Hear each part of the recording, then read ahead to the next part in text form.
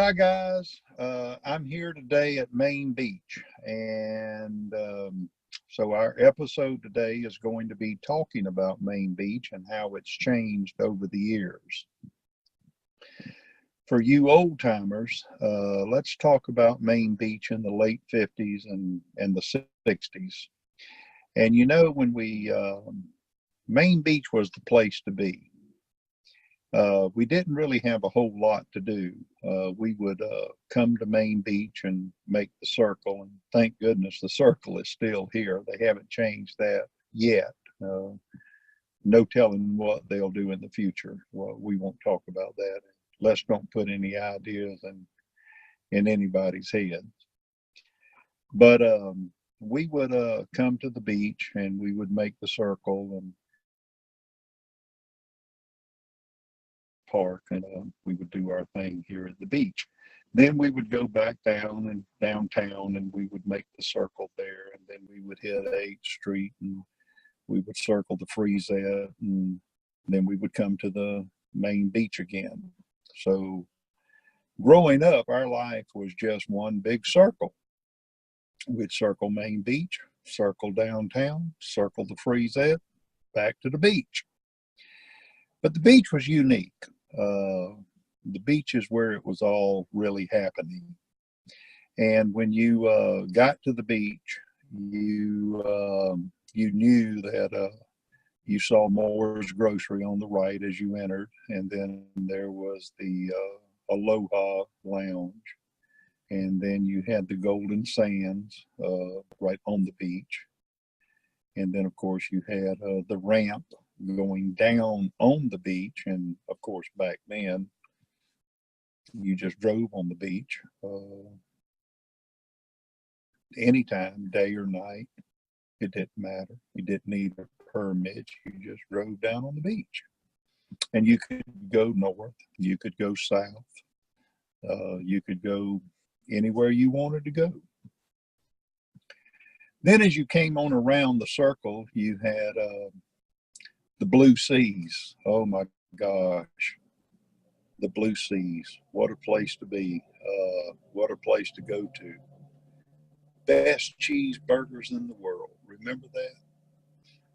You could sit there at the Blue Seas and eat a cheeseburger and the grease would run off your elbows, and wow, good, real good. And then there was a game room in between the Blue Seas and the skating rink. Kids would go into the game room, and they'd spend their allowance or Coca-Cola bottle money, whatever they had. And then of course the skating rink was always a big draw. The skating rink was near and dear to my heart because Dale and I and Jimmy and Kathy Elliott, we owned the skating rink, I think, for like 9 years, if memory serves me correctly. And we saw a lot of kids grow up there, and ran a lot of birthday parties and things through there. But it was that was the place to be.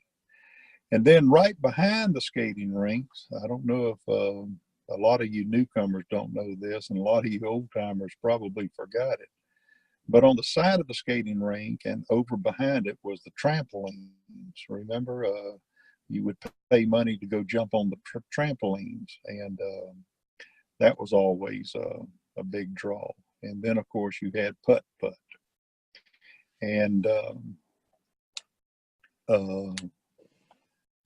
that was always big. And then across the street we had the go-karts and the water slide. And you know, it was a place that we could come to. It was a place that we all enjoyed. And it was just, you know, when you think back on it, you think, my gosh, what are we missing today, you know? And the music was blaring. I say blaring, everybody could hear it, but I remember things like, you know, you would come and you would hear things like Del Shannon singing Runaway, or you would hear Nat King Cole, you know, Ramblin' Rose, or you know, just it was just a time on this island that, and a place to be on this island that I don't think will ever be duplicated again. I really don't. But I hope it's brought back some memories for you old timers, and I hope for you newcomers, I hope it's opened a window of your mind, in your mind, to the way it used to be. So anyway, we've got some interviews coming up, and we got a lot more episodes coming up. And so until next time, God bless, and we'll see you on the road.